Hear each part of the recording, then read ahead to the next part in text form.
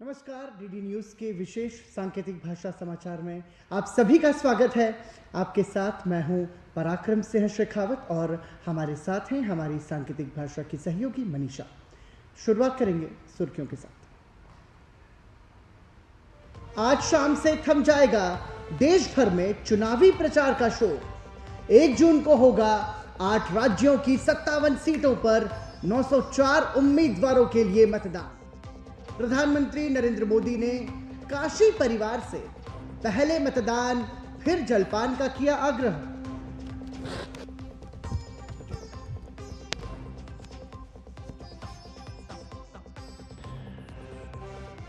प्रधानमंत्री मोदी ने पंजाब के होशियारपुर में विशाल जनसभा को संबोधित करते हुए इंडी गठबंधन पर जमकर साधा निशाना।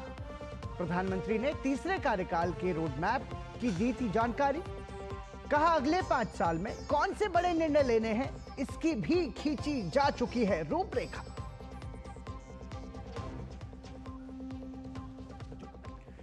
लोकसभा चुनाव के 7वें और अंतिम चरण के लिए प्रचार हुआ तेज। जेपी नड्डा ने पंजाब के अमृतसर में तो योगी आदित्यनाथ ने हिमाचल के हमीरपुर में रैली को किया संबोधित। राहुल गांधी ने ओडिशा के बालासोर में की जनसभा। वहीं ममता बनर्जी ने कोलकाता के जादवपुर में किया रोड शो।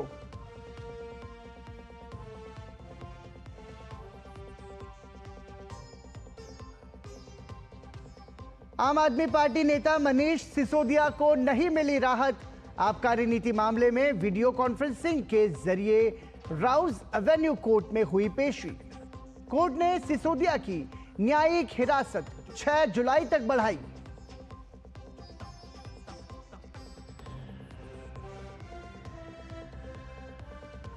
भीषण गर्मी के बीच जल संकट से दिल्ली के कई इलाकों में हाहाकार। टैंकरों के माध्यम से पहुंचाया जा रहा है पानी। जनता के बीच आक्रोश।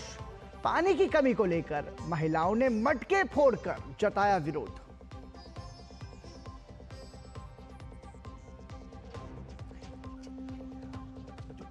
प्रचंड गर्मी की चपेट में उत्तर भारत, पंजाब, पश्चिमी राजस्थान, हरियाणा, उत्तर प्रदेश, मध्य प्रदेश में हीट वेव का ऑरेंज अलर्ट। केरल में मॉनसून ने दी दस्तक। कई जिलों में ऑरेंज अलर्ट जारी।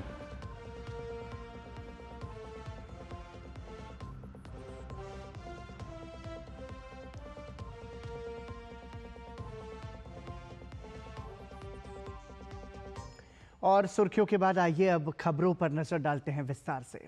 आज शाम लोकसभा चुनाव 2024 का प्रचार थम जाएगा। प्रचार के अंतिम दिन सभी दलों के दिग्गज पूरी ताकत के साथ अलग अलग स्थानों पर जनसभा करने वाले हैं। 7वें और अंतिम चरण के लिए 1 जून को 57 सीटों पर मतदान होना है। आखिरी चरण में कुल 904 उम्मीदवार चुनावी मैदान में हैं। अंतिम चरण के लिए मतदान के लिए एनडीए और विपक्ष के नेताओं ने पूरी ताकत झोंक दी है। अगर आखिरी चरण के दिग्गजों की बात करें तो 1 जून को प्रधानमंत्री नरेंद्र मोदी की वाराणसी सीट पर भी मतदान होना है। वहीं पश्चिम बंगाल में ममता बनर्जी के भतीजे अभिषेक बनर्जी की डायमंड हार्बर सीट पर दिलचस्प मुकाबला देखने को मिल रहा है। वहीं बिहार में लालू प्रसाद यादव की बेटी मीसा भारती की पाटलिपुत्र सीट से चुनावी रण में है। अखाड़े में जी जान से जुटे दिग्गज उम्मीदवारों और राजनीतिक कार्यकर्ता झुलसा देने वाली धूप में भी लगातार ताबड़तोड़ रैलियां कर रहे हैं।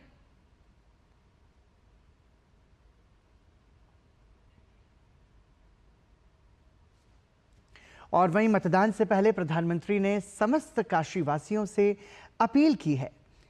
उन्होंने भोजपुरी में दिए अपने संदेश में काशी के विकास की गति को जारी रखने और बीते 10 सालों में काशी के चहुमुखी विकास का जिक्र किया।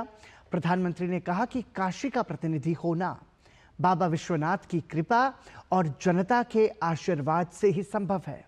उन्होंने काशी परिवार से पहले मतदान फिर जलपान का आग्रह किया है।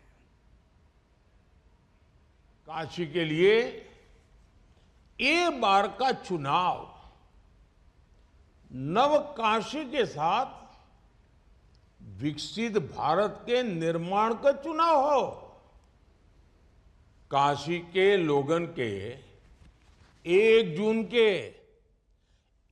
जून के दिन नया रिकॉर्ड बनावे के हो। काशी के युवा नारी शक्ति और किसानन से तो हमारा विशेष आग्रह हो। आप लोगन का एक एक वोट हमार शक्ति बढ़ाई, हमें नई ऊर्जा दे। आप लोगन के समाज के हर परिचित का, काशी के हर बुजुर्ग का वोट करावे के है। आपके याद रखे को हो, पहले मतदान फिर जलपान। प्रधानमंत्री ने पंजाब होशियारपुर में चुनावी जनसभा की। साल 2024 लोकसभा चुनावों की ये रैली आखिरी रैली भी रही। आज शाम 18वीं लोकसभा के लिए चुनाव प्रचार बंद हो जाएगा। प्रधानमंत्री ने होशियारपुर की धरती पर संत रविदास और गुरु गोबिंद सिंह को नमन किया। उन्होंने कहा कि कांग्रेस और इंडी वालों की स्वार्थ और वोट बैंक की राजनीति का ही नतीजा रहा कि बंटवारे के समय करतारपुर पर ये अपना दावा नहीं कर सके।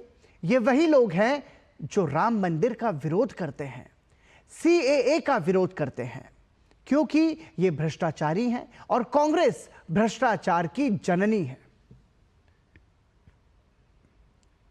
कांग्रेस भ्रष्टाचार की जननी है। 60 साल तक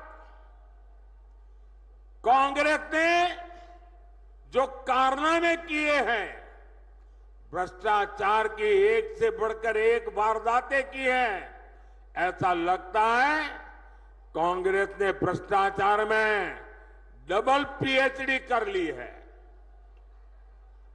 और अब कांग्रेस के साथ एक और कट्टर भ्रष्टाचारी पार्टी भी जुड़ गई है। इतना ही नहीं, ये भयंकर झूठवादी पार्टी भी है। अब आप देखिए, यहां तो आमने सामने लड़ने का ड्रामा कर रहे हैं, दिल्ली में एक साथ चुनाव लड़ रहे थे और लोग भूले नहीं कि झूठवादी पार्टी, ये कट्टर भ्रष्टाचारी पार्टी की पहली सरकार कांग्रेस के समर्थन से दिल्ली में बनी थी। और इसलिए इन्होंने जो भ्रष्टाचार की जननी कांग्रेस है, उससे बराबर भ्रष्टाचार के पाठ पढ़ लिए हैं। कांग्रेस को तो भ्रष्टाचार में पीएचडी करते करते 60 साल लगे। ये तो जन्म से ही कट्टर भ्रष्टाचारी पैदा हुए हैं। ये लोग क्या क्या बातें करते थे। कहते थे पंजाब को नशा मुक्त करेंगे, और नशा मुक्त के इतने भाषण किए, पूरे पंजाब को बदनाम करने वाली उड़ता पंजाब फिल्में बनाई थी। प्रधानमंत्री ने कहा कि भ्रष्टाचारियों और झूठवादियों ने नशे और शराब से कमाई के साधन बना लिए। शराब घोटाला पूरी दुनिया जानती है। अब तो नारी उत्पीड़न में भी ये नंबर 1 बन रहे हैं। प्रधानमंत्री ने कहा कि इनके नेताओं का ठिकाना नहीं, नीति फर्जी और नीयत में खोट है। ऐसे कांग्रेस और इंडी वाले लोग संविधान की बातें करते हैं। आजकल देश के लोग इंडी गठबंधन वालों से संविधान की रट सुन रहे हैं। ये वो लोग हैं जिन्होंने इमरजेंसी में संविधान का गला घोंट दिया था। जब 84 के दंगों में सिखों के गले में टायर बांधकर जलाया जा रहा था, तो इन्हें संविधान की नहीं सूझी। साथियों, मोदी ने एक संकल्प लिया है कि वो दलितों, पिछड़ों, आदिवासियों का आरक्षण किसी को भी छीनने नहीं देगा। लोकसभा चुनाव के अंतिम चरण का मतदान 1 जून को होना है। आखिरी चरण के मतदान के लिए चुनाव प्रचार भी जोरों शोरों से चल रहा है। इसी कड़ी में कांग्रेस के स्टार प्रचारक राहुल गांधी और ओडिशा के बालासोर वहां वो पहुंचे, जहां उन्होंने चुनावी सभा को संबोधित करते हुए कहा कि अगर उनकी गठबंधन की सरकार बनती है तो वो ओडिशा की महिलाओं के खाते में पैसे ट्रांसफर कर उन्हें आर्थिक लाभ देने का काम करेंगे।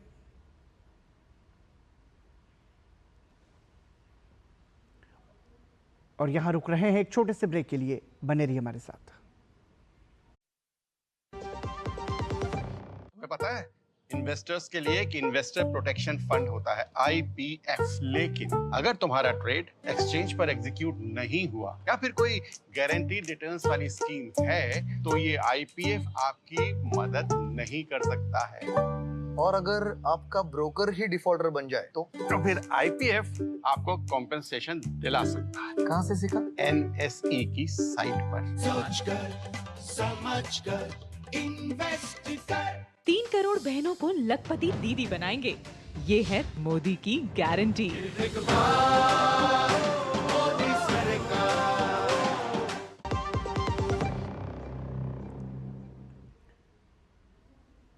ब्रेक के बाद आपका स्वागत है। आप देख रहे हैं विशेष सांकेतिक भाषा समाचार। लोकसभा चुनाव के 7वें और अंतिम चरण में 1 जून को जिन लोकसभा सीटों पर चुनाव होना है उसमें उत्तर प्रदेश के पूर्वांचल की महत्वपूर्ण देवरिया लोकसभा सीट भी शामिल है। इस सीट से भाजपा ने ITN और सामाजिक कार्यकर्ता शशांक मणि त्रिपाठी को अपना उम्मीदवार बनाया है। शशांक मणि त्रिपाठी का कहना है कि पूर्वांचल में कभी माफिया और गुंडा राज हुआ करता था, जिन्हें राजनीतिक संरक्षण प्राप्त था, जिससे इलाके का विकास भी प्रभावित हुआ, लेकिन भाजपा की सरकार में यह खत्म हुआ है। शशांक मणि त्रिपाठी से बातचीत की हमारे संवाददाता अजीत द्विवेदी ने।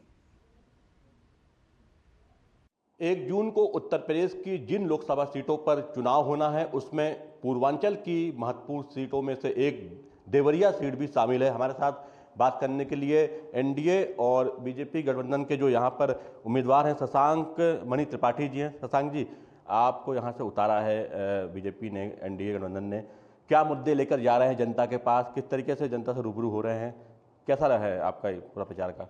बहुत उत्साह है जनता में और मैं समझता हूं कि मोदी जी के 10 साल के कार्यकाल से बहुत उत्साह है अगले 25 साल के विकसित भारत के संकल्प से। और मेरी प्रत्याशिता में भी मैं यहाँ पर काफ़ी काम किया हूँ अपनी संस्था के द्वारा, अन्य पार्टी कार्यकर्ताओं के द्वारा, तो उसमें बहुत उत्साह है। मेरा बहुत सौभाग्य है कि अष्टमी के दिन मुझे टिकट मिला और नवमी के दिन मैं यहाँ पर आया और उसके बाद से निरंतर मैं घूम रहा हूँ और उसमें मुझे हर जगह, हर नुक्कड़, हर चौराहे पे, हर परिवार में समर्थन मिल रहा है। इसके लिए बहुत उत्साहित हूँ। आप यहाँ पर जब जाते हैं तो एक बेसिक मुद्दे की हमने बात कर ली है, ये मुद्दे रखते हैं, लेकिन आपको लगता है क्या स्थानीय के साथ साथ राष्ट्रीय मुद्दे भी चुनाव में बहुत प्रभावी रूप से सामने हैं? 3-4 मुद्दे बहुत मेरे हिसाब से आज की तारीख में मायने रखते हैं। राम मंदिर निर्माण, क्योंकि बगल में ही अयोध्या है, बहुत दूर नहीं है, उससे काफ़ी प्रभाव पड़ा है। राष्ट्रीय शक्ति की जो ऊर्जा है वो उससे बहुत प्रभाव पड़ा है। आदरणीय मोदी जी की गरिमामय सम्मान पूरे विश्व में, उससे बहुत हुआ। एक सम्मान जागा है, एक दिल में इच्छा जागी कि भाई मैं भारतीय हूँ। और उसी के साथ साथ मैंने भी क्षेत्रीय स्तर पे एक देवरिया का वासी, उसके जीवन में कैसे अर्थ आए उसके बारे में शोध कर रहा हूँ। तो मैं समझता हूँ कि राष्ट्रीय मुद्दे भी हैं, दोनों हैं मेरे हिसाब से, और जो क्षेत्रीय मुद्दे हैं जिसमें योगी जी का बहुत बड़ा नेतृत्व का एक बहुत बड़ा किरदार है, उनका भी यहाँ पर बहुत बड़ा एक सम्मेलन हुआ था, उसमें आए थे। तो हर प्रकार से मेरे हिसाब से मोदी जी और योगी जी की जो जोड़ी है उसका प्रभाव अपने क्षेत्र में है और मैं संभवतः तीसरा उसकी कड़ी बन जाऊंगा। तो सबके प्रयास का जो नारा मैंने दिया है अपने क्षेत्र में वो अवश्य आगे सफलतापूर्वक चलेगा। धन्यवाद DD न्यूज़ से बात करने के लिए। ये थे हमारे साथ शशांक मणि त्रिपाठी, जिनका कहना है कि जो अपराध और इस सब बीते दिनों की बात हो गई है और जिस तरीके से पूर्वांचल का विकास होना था वैसा विकास नहीं हो पाया है और पिछले कुछ वर्षों में माफिया राज खत्म हुआ है, विकास की गति आगे बढ़ी है और इन विकास की गति को आगे बढ़ाने के लिए ही वो यहाँ पर बीजेपी और एनडीए अलायंस के रूप में के प्रत्याशी के रूप में यहाँ पर मैदान में है और उन्हें उम्मीद है कि यहाँ की जनता उन्हें इस बार जीत दिलाकर जरूर लोकसभा में भेजेगी। कैमरामैन उत्तम सिंह के साथ अजीत द्विवेदी, डीडी न्यूज, देवरिया, उत्तर प्रदेश। लोकसभा चुनाव के 7वें और अंतिम चरण में 1 जून को होने वाले मतदान के लिए चुनाव प्रचार समाप्त होने से पहले बुधवार की रात पश्चिम बंगाल की राजधानी कोलकाता में एक ड्रोन लेजर शो का आयोजन किया गया। इस कार्यक्रम में पश्चिम बंगाल की विरासत और संस्कृति के साथ साथ केंद्र की नरेंद्र मोदी सरकार की उपलब्धियों और वादों को भी प्रदर्शित किया गया।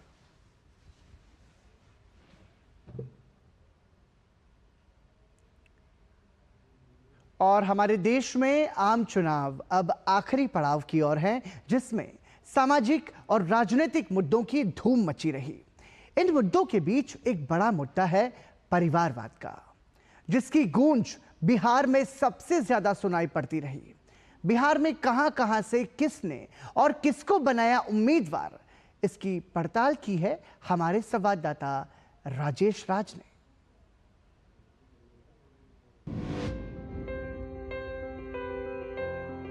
बिहार में शायद ही कोई ऐसा दल है जिसमें विरासत को आगे बढ़ाने के लिए उम्मीदवारों के चयन में परिवार को तरजीह ना दी गई हो। बिहार की प्रमुख विपक्षी पार्टी राष्ट्रीय जनता दल के मुखिया और राज्य के पूर्व मुख्यमंत्री लालू प्रसाद और उनकी धर्मपत्नी पूर्व मुख्यमंत्री राबड़ी देवी पर अक्सर परिवारवाद को आगे बढ़ाने के आरोप लगते रहे हैं, क्योंकि उनके 2 पुत्र तेजस्वी यादव और तेज प्रताप यादव पहले से ही सियासत में सक्रिय हैं और अब उनकी 2 बेटियों के चुनाव मैदान में कूद पड़ने से परिवारवाद की कहानी को और भी बल मिलता है। लालू प्रसाद की बड़ी बिटिया मीसा भारती पहले से ही राज्यसभा की सांसद हैं और अब वो पाटलिपुत्रा से चुनाव मैदान में हैं, तो वहीं लालू प्रसाद को किडनी देने वाली बिटिया रोहिणी आचार्य छपरा में पूरे दमखम के साथ राजीव प्रताप रूढ़ी के खिलाफ चुनाव मैदान में डटी हैं। इसके अलावा राजद के प्रदेश अध्यक्ष जगदानंद सिंह के बेटे सुधाकर सिंह बक्सर से खम ठोक रहे हैं। संविधान में क्या रोक लगी है क्या इस पर? व्यक्ति में यदि मेरिट हो तो वह किसी एक अपने पुरखे को बड़ी जगह राजनीति में रहने के चलते उसका डिमेरिट में बदल जाएगा। यह याद रखिए। और केवल परिवार में जन्म लेने से लिए पद नहीं मिल जाता, जनता के आदेश को लेना पड़ता है। परिवार के लोगों को उम्मीदवार बनाने में कोई भी दल पीछे नहीं है।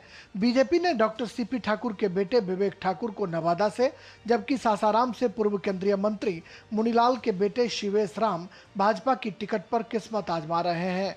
औरंगाबाद से पूर्व सांसद राम नरेश सिंह के बेटे सुशील कुमार सिंह तो पश्चिमी चंपारण से पूर्व सांसद मदन जायसवाल के पुत्र संजय जायसवाल और मधुबनी में वयोवृद्ध नेता हुकुमदेव नारायण यादव के पुत्र अशोक यादव बीजेपी के टिकट पर जनता के बीच हैं। ये परिवारवाद की जिम्मेदारी बढ़ाने आए थे, लेकिन बिहार लोकतंत्र की जननी की भूमि है और इस धरती पर परिवारवाद की जिम्मेदारी नहीं चलती है। लोकतंत्र की ताकत स्पष्ट दिखाई पड़ती है। सबसे दिलचस्प आंकड़े लोजपा रामविलास के हैं, जिन्होंने 5 में से 4 उम्मीदवार परिवार से उतारे हैं। हाजीपुर से रामविलास पासवान के पुत्र चिराग पासवान, जमुई से चिराग पासवान के बहनोई अरुण भारती, वैशाली से जदयू एमएलसी दिनेश सिंह की पत्नी वीणा देवी लोजपा की उम्मीदवार हैं। बात यहीं पर खत्म नहीं हो रही है, बल्कि एक दिलचस्प कहानी और भी है। भारत रत्न कर्पूरी ठाकुर की जन्मभूमि समस्तीपुर की, जहां पर बिहार सरकार के जदयू कोटे के 2 मंत्रियों के बेटे और बेटी विभिन्न पार्टियों से चुनाव मैदान में जमे हुए हैं। बिहार सरकार के मंत्री और नीतीश कुमार के अत्यंत करीबी अशोक चौधरी की बेटी शांभवी चौधरी जहां लोजपा की उम्मीदवार हैं, तो मंत्री महेश्वर हजारी के बेटे सन्नी हजारी कांग्रेस पार्टी के सिंबल पर किस्मत आजमा रहे हैं। जदयू कोटे से मंत्री महेश्वर हजारी रामविलास पासवान के अपने ममेरे भाई हैं। कांग्रेस के प्रदेश अध्यक्ष अखिलेश सिंह खुद राज्यसभा के सांसद हैं और उनके बेटे आकाश सिंह महाराजगंज के महाराज बनने के लिए बेताब नजर आते हैं। साथ ही मुजफ्फरपुर से कांग्रेस ने कैप्टन जयनारायण निषाद के पुत्र अजय निषाद को, जबकि पटना साहिब में मीरा कुमार के पुत्र अभिजीत अंशुल टिकट से नवाजे गए हैं। बिहार की सत्तारूढ़ जनता दल यूनाइटेड भी परिवारवाद की रेस में अपने को बनाए रखने की जद्दोजहद में है। बिहार की चर्चित सीटों में शुमार शिवहर से बाहुबली पूर्व सांसद आनंद मोहन की पत्नी लवली आनंद और वाल्मीकि नगर से पूर्व सांसद बैद्यनाथ महतो के पुत्र सुनील कुमार जदयू के कैंडिडेट हैं। वहीं गया लोकसभा सीट से पूर्व मुख्यमंत्री जीतन राम मांझी एनडीए के कैंडिडेट हैं, तो उनके बेटे संतोष कुमार बिहार सरकार में मंत्री हैं और मांझी की समधन ज्योति देवी विधायक हैं। चंद्रगुप्त और चाणक्य का बिहार, भगवान महावीर और बुद्ध का बिहार, लोकतंत्र की जननी बिहार इन दिनों परिवारवाद की आगोश में छटपटा रहा है। कोई ऐसा सियासी दल नहीं है जिस दल ने परिवार के लोगों को उम्मीदवार नहीं बनाया हो। इसका सबसे ज्यादा खामियाजा उन कार्यकर्ताओं को उठाना पड़ता है जो सालों भर ठंड में ठिठुरते हैं, बारिश में भीगते हैं और गर्मी में अपना चेहरा झुलसाकर अपने करियर को बर्बाद कर लेते हैं। कैमरामैन ललित के साथ बिहार से मैं राजेश राज, डीडी न्यूज के लिए।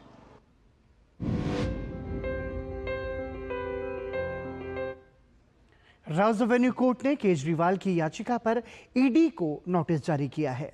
केजरीवाल की ओर से राउज एवेन्यू कोर्ट में 2 याचिकाएं दाखिल की गई हैं। केजरीवाल ने एक याचिका जमानत के लिए और दूसरी याचिका मेडिकल ग्राउंड्स पर अंतरिम जमानत के लिए दाखिल की है। कोर्ट इस मामले में 1 जून को सुनवाई करेगा।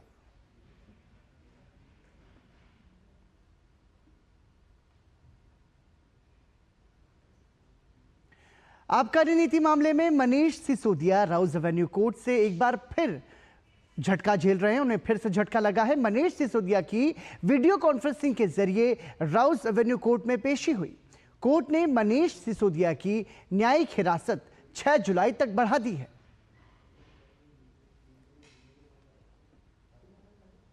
अग्निकुल की टीम ने आज सुबह लगभग 7:15 बजे श्रीहरिकोटा में इसरो के सतीश धवन अंतरिक्ष अनुसंधान स्टेशन से अपना पहला 3D मुद्रित उपग्रह अग्निबाण सफलतापूर्वक लॉन्च किया। यह भारत का दूसरा निजी रॉकेट लॉन्च है। इससे पहले स्काई रूट एरोस्पेस द्वारा पहला Vikram S sub orbital rocket launch किया गया था। अग्निबाण का अंतिम प्रक्षेपण पिछले मंगलवार को ही निर्धारित किया गया था, लेकिन इग्निशन दबाव की समस्या के कारण इसे रद्द किया गया था। इससे पहले कई अन्य कारणों से भी लॉन्च को कई बार टाला गया था। अग्निबाण द्विस्तरीय, पूरी तरह से कॉन्फ़िगर करने योग्य लॉन्च वाहन है जो 300 किलोग्राम तक भारी पेलोड को 700 किलोमीटर की कक्षा में भेज सकता है। यह रॉकेट एक अर्ध क्रायोजेनिक इंजन का उपयोग करता है जो गैस और तरल प्रणोदक को जोड़ता है। यह एक ऐसी तकनीक है जिसका उपयोग इसरो ने पहले अपने किसी भी रॉकेट में नहीं किया है।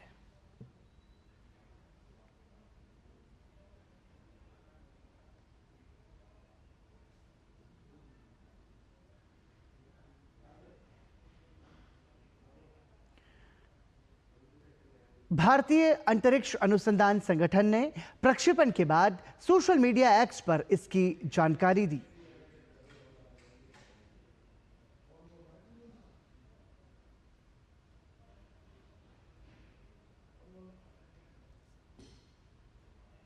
प्रधानमंत्री नरेंद्र मोदी ने एक्स पर एक पोस्ट के माध्यम से अग्निबाण के सफलतापूर्वक लॉन्च के लिए इसरो को शुभकामनाएं दी हैं। प्रधानमंत्री ने पोस्ट में लिखा है कि यह एक उल्लेखनीय उपलब्धि है जो पूरे देश को गौरवान्वित करेगी। दुनिया के पहले single piece 3D printed semi cryogenic engine द्वारा संचालित अग्निबाण रॉकेट का सफल प्रक्षेपण भारत के अंतरिक्ष क्षेत्र के लिए एक महत्वपूर्ण अवसर है और हमारी युवा शक्ति की उल्लेखनीय प्रतिभा का प्रमाण है।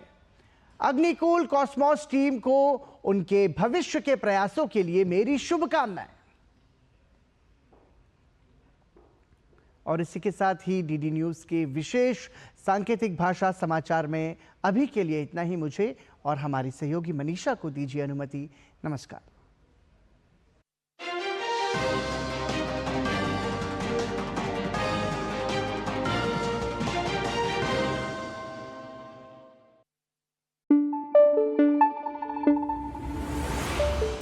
Thank you.